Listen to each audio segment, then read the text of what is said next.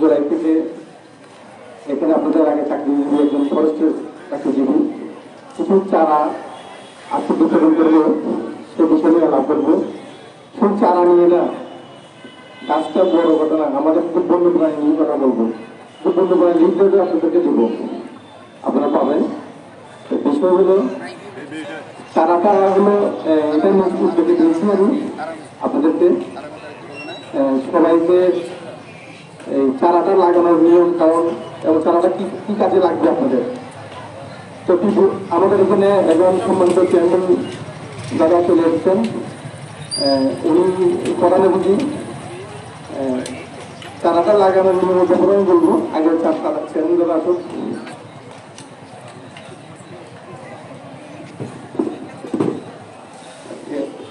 চারা বিতরণ অনুষ্ঠানে প্রধান অতিথি আমাদের মধ্যে উপস্থিত রয়েছে বাবু আদম আলী রহমান, চেয়ারম্যান 3 নম্বর পরিষদ। উনি আজকে ছাত্রছাত্রীদের মাঝে চারা বিতরণ করবেন। তো এই পর্যায়ে আসলে আমাদের প্রধান অতিথি একটু বিলম্ব হওয়ার কারণে আমাদের একটু বক্তৃতার পর্বটা একটু আমাদের হয়েছে, তারপর তার জন্য দুঃখিত। এই পর্যায়ে আমি হাসান সাহেবের বক্তৃতা আবার রাখার জন্য আমি আপনাকে অনুরোধ জানাচ্ছি। আসসালামু আলাইকুম, সবাইকে আমার সালাম ও আদাব নমস্কার। এখানে কিছু নিজের থেকে কিছু চারা আপনাদেরকে বিতরণ করবো।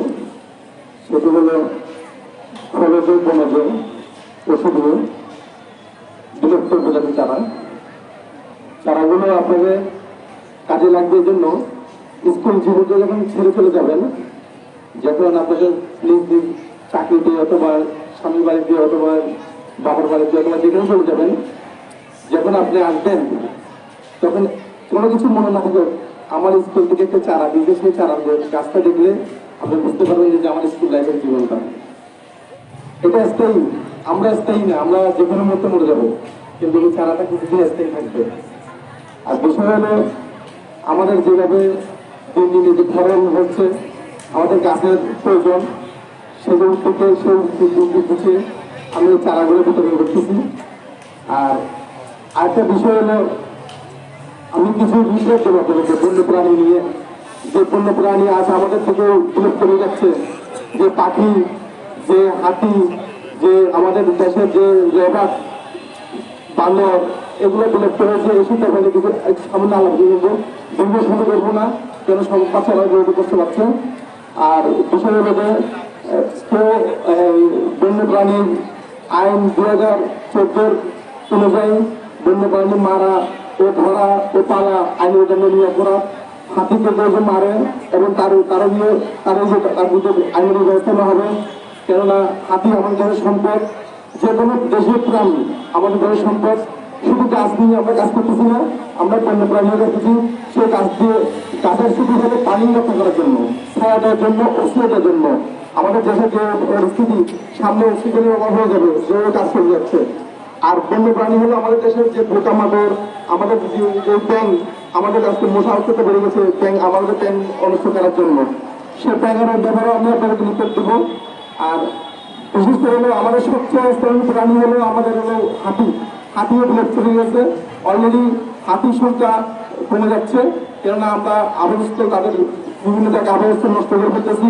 আমাদের বুদ্ধির কারণে অথবা আমাদের নেতার কারণে আমরা তাদেরকে রক্ষা করতে পারতেছি না। কিন্তু আমরা কিন্তু এই এলাকার দেশের মানুষ যদি সচেতন হয়, তাহলে ইনশাল্লাহ আমাদের হাতি আগামী আবার বেড়ে যাবে। আর বিশেষ করে আমার গাছটা লাগানো নিতে বলে দিই, গাছটা আপনার যেখানে লাগাবেন সেটা একটা 1.5 ফুট 1.5 ফুটে গাছটা করবেন। গাছটা করে হালকা পেপার, হালকা মাটি দিয়ে চারাটা ফেলে দিকে 3 প্যাক অনুযায়ী লাগানো করে 2 পাশ থেকে চাপিয়ে মাটি দিবেন, যেন পানি যেন না যায়। ধন্যবাদ। আসসালামু আলাইকুম রহমতুল্লাহ। ধন্যবাদ হাসান সাহেবকে। এই পর্যায়ে আসলে আর বেশিক্ষণ ছাত্রছাত্রীরা আজ ঠিক হবে না।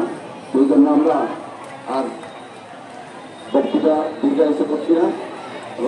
তারা মোটামুটি আমাদের প্রধান অতিথি কিছু বক্তব্য রেখে আমাদের টাকা বিতরণ অনুষ্ঠান শেষ করবো। এই পর্যায়ে আমাদের মাঝে উপস্থিত প্রধান অতিথি ইউনিয়নের সুযোগ্য চেয়ারম্যান বাবু আদমুল মার্মা বক্তব্য রাখার জন্য সদনীয় অনুরোধ জানাচ্ছি। বাবু আদমুল মার্মা। ধন্যবাদ জ্ঞাপন করছি সঞ্চালনকারী বাংলাদেশ চট্টগ্রামের প্রধান শিক্ষক মহোদয়কে। আজ এই 27 জুলাই বাঙালহালিয়া ফরেস্ট কর্তৃক আয়োজিত চারা বিতরণ অনুষ্ঠানে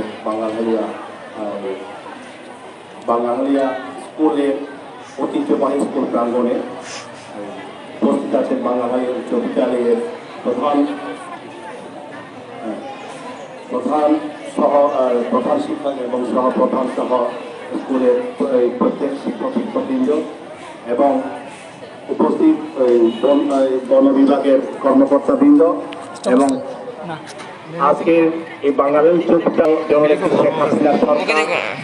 বাংলাদেশে কি বলবো এটাকে অক্সিজেন পাওয়ার জন্য প্রতি বছরের ন্যায় জুন জুলাই মাসে আসলে এই নিজের ঘরের নিজের আঙ্গিনায় যার যেতটুকু জায়গা আছে ওখানে গাছ লাগাই থাকে, তোমরা সকলে জানো।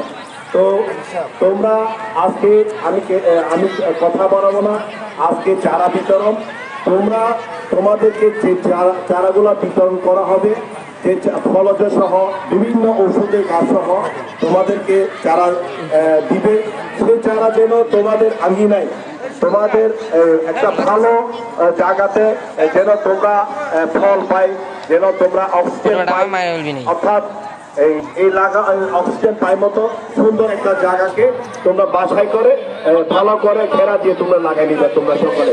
ঠিক আছে, তোমরা সকলে গাছ লাগাবে কিনা? প্রত্যেকে দেওয়া হবে যার যার ঘরে আঙিনায় সব, মানে একটা পজিশন দেখে তোমরা দক্ষিণা বাতাস আসে মতো, বাতাস কেস করার মতো এই ধরনের জায়গার মধ্যে তোমরা নিতান করে গাছ লাগাবে। তো আমি কথা বাড়াবো না, এই বলে আমার সংক্ষিপ্ত বক্তব্য এখানে শেষ করছি। ধন্যবাদ সকলকে।